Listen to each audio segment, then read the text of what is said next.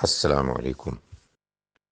قرآن مجید کی وہی تفسیر صحیح ماننی چاہیے کہ جو اس کی ایک موضوع پر تمام آیات کو جوڑ دیں، ان کا ایک ہی مفہوم ہمارے لیے پیش کریں۔ چنانچہ توبہ کے سلسلے میں اللہ تعالیٰ کا یہ بھی ارشاد ہے کہ جو شخص فوراً توبہ کرے گا اس کی توبہ قبول کرنا اللہ کے اوپر لازم ہے۔ توبہ کے بارے میں اللہ تعالیٰ نے یہ بات بھی بیان فرمائی ہے کہ اللہ کی رحمت سے مایوس نہ ہو، وہ غفور الرحیم ہے، اور یہ بات اللہ کے بندوں کو بتا دی جائے۔ توبہ کے بارے میں اللہ تعالیٰ نے یہ بھی بتا دیا ہے کہ جو بھی مخلصانہ توبہ کرے گا، چاہے اس نے شرک کیا ہو، چاہے اس نے قتل کیا ہو یا زنا کیا ہو، اللہ تعالیٰ اس کی توبہ کو قبول فرمائے گا۔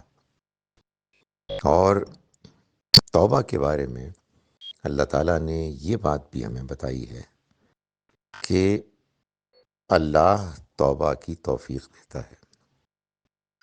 اللہ کسی کی طرف رجوع کرتا ہے تو پھر وہ توبہ کرتے ہیں۔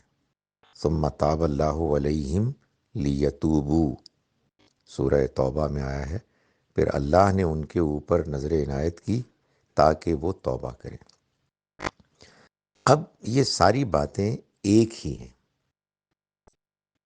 سوائے شاید اس آیت کے کہ جو بظاہر یہ کہہ رہی ہے کہ اللہ لازماً توبہ انہی کی قبول کرے گا کہ جو فوراً توبہ کرتے ہیں، اور موت کے قریب کی توبہ قبول نہیں کرے گا، اور درمیان کے وقفے کی توبہ کے بارے میں خاموشی اختیار کی ہے۔ جب اس آیت کو، ان دو آیات کو سورہ نساء کی ایک مقام پر آئی ہیں، دوسری آیات کی روشنی میں ہم سمجھتے ہیں تو اس کا مطلب یہ سامنے آتا ہے کہ جس کو اللہ تعالیٰ فرما رہے ہیں کہ وہ فوراً توبہ قبول کریں، فوراً توبہ کر لیں تو اللہ تعالیٰ قبول فرمائے گا، تو اس سے مراد جرم گناہ کرنے کے فوراً بعد نہیں، بلکہ احساس ہونے کے فوراً بعد۔ بھئی انسان تو مجرم تبھی بنتا ہے نا جب اس کو احساس ہوتا ہے۔ تو ایک آدمی کو اپنے جرم کا احساس جب ہوا اور اس نے فوراً توبہ کر لی تو اللہ تعالیٰ اس کو لازماً قبول فرمائیں گے۔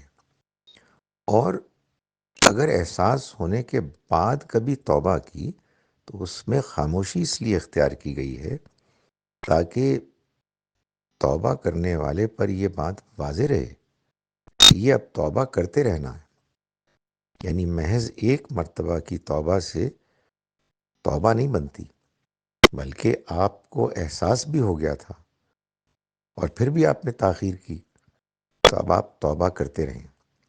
لیکن ان میں سے کوئی آیت بھی کسی دوسری آیت کے ساتھ کوئی تضاد نہیں رکھتی، بلکہ سب ایک ہی بات بیان کر رہی ہیں۔